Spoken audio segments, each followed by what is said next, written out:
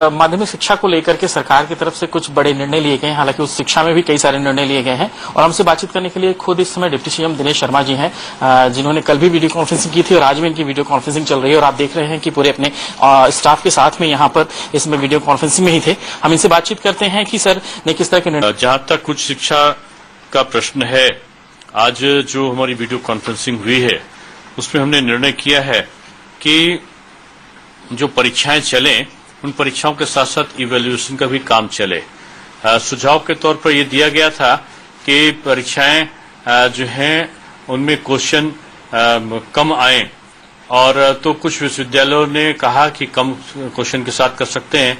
कुछ विश्वविद्यालयों की कठिनाई ये थी कि उनके पर्चे छप चुके थे, तो ये विश्वविद्यालयों पर छोड़ा गया है कि वो 2 शिफ्ट में कराते हैं कि 3 शिफ्ट में कराते हैं।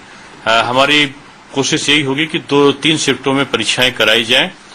ये लेकिन अगर कोई 2 शिफ्ट में कराता है और समय से परीक्षा पूर्ण कर देता है तो उसको उसकी छूट होगी। जैसे ये परीक्षाएं सर मैनुअल होंगी या फिर सीधे ऑनलाइन माध्यम से रखेंगे या किस तरह से होगा सर? नहीं, परीक्षाओं के बारे में 3 मई को अगर लॉकडाउन हट जाता है तो लॉकडाउन हट जाने के बाद ही ये परीक्षाओं की बात हम कर रहे हैं।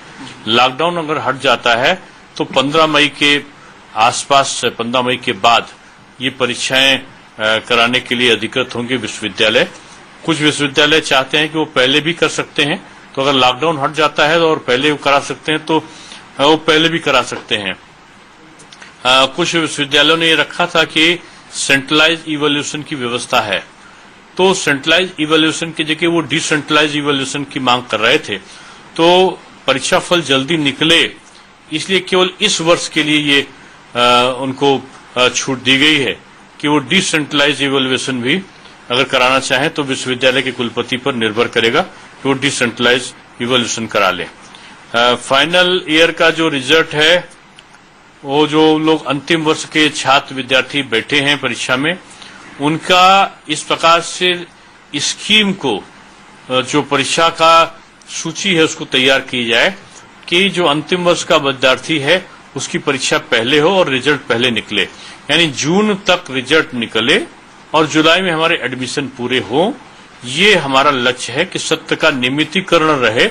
अगर किसी कारण से व्यवधान पहुंचे तो जो हमारी ग्रीष्मकालीन अवकाश है या हमारा जो शीतकालीन अवकाश या कई अन्य अवकाश होंगे उनको न्यून करने पर भी हमारा विचार है कि उनको अगर हम छोटा भी कर देंगे तो हमारा सत्र नियमितीकरण चलेगा।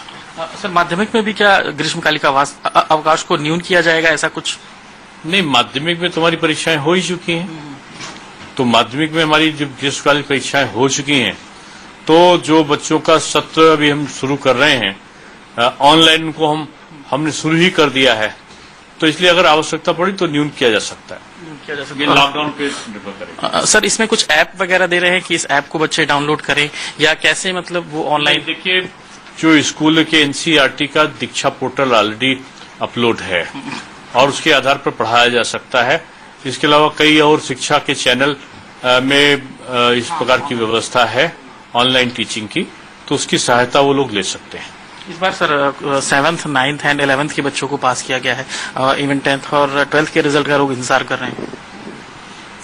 हम उनकी कॉपी को, अगर स्थितियां सामान्य रहती हैं 20 तारीख के बाद, तो कॉपी चेकिंग कराने पर हम विचार करेंगे। जल्दी रिजल्ट आए कॉपी चेक कराएंगे इंटर और हाई स्कूल की। माध्यमिक की क्लासेस सर ये मान के चलें कि लॉकडाउन के बाद शायद अगर सब कुछ ठीक ठाक, ऑनलाइन क्लासेस हमारी शुरू हो गई है। नहीं सर, मैनुअल क्लासेस लॉकडाउन के बाद क्या ऐसा कुछ लिया जा सकता है निर्णय की लॉकडाउन खत्म हो तो? आवश्यकता पड़ेगी तो हम कर सकते हैं। जी बिल्कुल। तो ये थे डिप्टी सीएम साहब दिनेश शर्मा जी। जाहिर सी बात है कि उच्च शिक्षा को लेकर के जिस तरह के निर्णय हैं कि उच्च शिक्षा के जो भी एग्जाम्स हैं वो अगर लॉकडाउन खत्म होता है तो जाहिर है कि उसके बाद कुछ तारीखें आ सकती हैं, और वहीं माध्यमिक शिक्षा के लिए ऑनलाइन पढ़ाई इसमें शुरू हो चुकी है, जो कि इसमें अनवरत चल रही है। हालांकि ग्रीष्मकालीन अवकाश को भी लेकर के सूक्ष्म करने को लेकर के भी निर्णय